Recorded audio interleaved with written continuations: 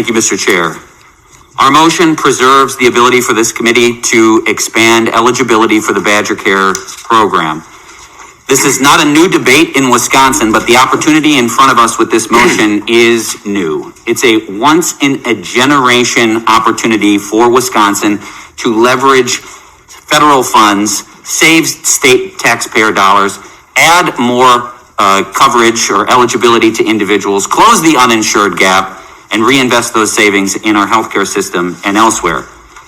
This timing comes after a year. Now, expanding Medicaid is something we should have done for a number of years, but now it is even more clear.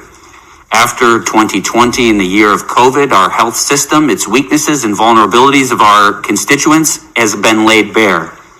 In addition, this country is dealing with its long unresolved racial inequities, and the expansion of eligibility of Badger Care has been one of the top policy pieces in other states around this country that have closed racial gaps in our healthcare systems. But what's at stake is not just healthcare. This motion would preserve $1.6 billion in federal revenue over the next 2 years. That comes in the form of $630 million saved general purpose revenue by the federal government's increased share of this program. The federal Congress and President Biden have made available only now and only through expansion $1 billion additional dollars over the biennium. And again, just like the $630 million, this isn't exactly federal money with strings attached like the American Rescue Plan Act dollars that we'll probably discuss throughout this spring. This comes in the form of saved general purpose revenue, saved taxpayer dollars, and we can do with it what we want. We can get creative.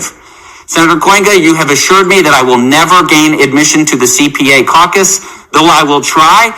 We could take the $1 billion and save it. We can put it in an interest earning account like an endowment and use it in future budgets. We could replicate Senator Strobel's bill from the American Rescue Plan Act dollars and cash finance building projects to save general purpose revenue in future budgets. But it's only available now, and it's only available through the expansion of the Badger Care program. Now, Wisconsin has had a go-it-alone approach to Medicaid for years. When former Governor Scott Walker decided that he wanted to run for president, Republicans in Wisconsin teamed up with the governor to expand eligibility for Badger Care. Now, I imagine today my colleagues on the other side of the aisle may call this program welfare, and this motion an expansion of welfare. But if we were to roll back the tape from a few years ago, of course, expanding eligibility when Republicans were for it wasn't welfare. It was a talking point in former Governor Walker's presidential campaign. No one has followed our lead to go it alone. We decided to cover up to 100% of the federal poverty guidelines, about somebody making about $12,500 a year. We wouldn't go to $17,500 a year and get the additional federal revenue. No state has copied us. And why didn't any state copy us? Because it's a bad deal. We covered more people, but we didn't draw down the federal revenue. Billions over the last few years have been sent to other states because they have expanded. The vote today, eliminating the debate and ending the debate and rejecting the federal revenue through not expanding Badger Care, punches a hole in this budget that will reverberate throughout the rest of our deliberations. So I want to talk to people right now that don't care about Medicaid. If you're listening to this, if you've been following along in the budget, and you don't have a horse in this race and you don't care about Medicaid, this vote still matters. If you are a student, a faculty member, or an alum that cares deeply about our University of Wisconsin system and wants to see increased investment in our college system, this vote impacts the UW budget. It does so because we will have to spend more general purpose revenue in the healthcare budget, and we will have less for the UW system. If you're a student, a parent, a teacher, or administrator of the public school system in the state of Wisconsin, and you passionately advocate for increased special education reimbursement, when we get to your section of the budget, it's likely that Republicans in this committee will not meet the governor's benchmark in that reimbursement rate, shrinking the investment in K-12 education compared to the governor's budget. And why? Because a hole is punched in the budget today by rejecting Medicaid. If you build roads and you care about transportation, a fund that has had a difficult year, there'll be less GPR to put into the transportation budget. If you're a mayor, city council, county executive, county board, there's less shared revenue available, again, because more general purpose revenue will go into healthcare because we will not take and bring home our share of federal resources.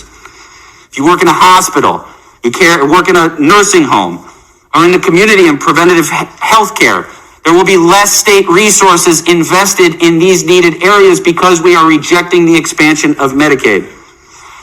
If you want to deliver a tax break, the size of that tax break will be determined by the decision to reject Medicaid today because there will be less state revenue to be sent back in the form of a tax break.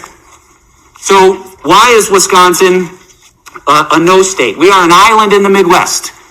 There are 38 states in the District of Columbia that have expanded Medicaid. We've had this debate over and over again. 2 years ago, we had this debate. I want to talk quickly about a state that has expanded Medicaid since we debated it 2 years ago, and that's the state of Oklahoma. Oklahoma is a conservative state. They expanded Medicaid by ballot initiative.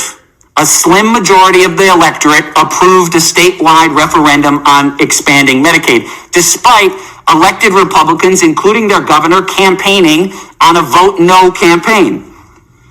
That was the summer of 2020 in Oklahoma. Just a few months later, Donald Trump won the state of Oklahoma with 65.3% of the vote.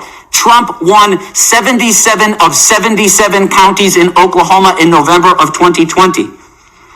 No Democratic president has won a county in Oklahoma since 2000, and no president carried the state since LBJ in 64. Yet, the voters in Oklahoma approved Medicaid expansion. So there are pro-Trump, pro-Republican, pro-Medicaid expansion people in this country, and we know that they're here in the state of Wisconsin as well. We have polling that's been conducted repeatedly by the Marquette University Law School poll that shows nearly 70% of Wisconsinites support this proposal.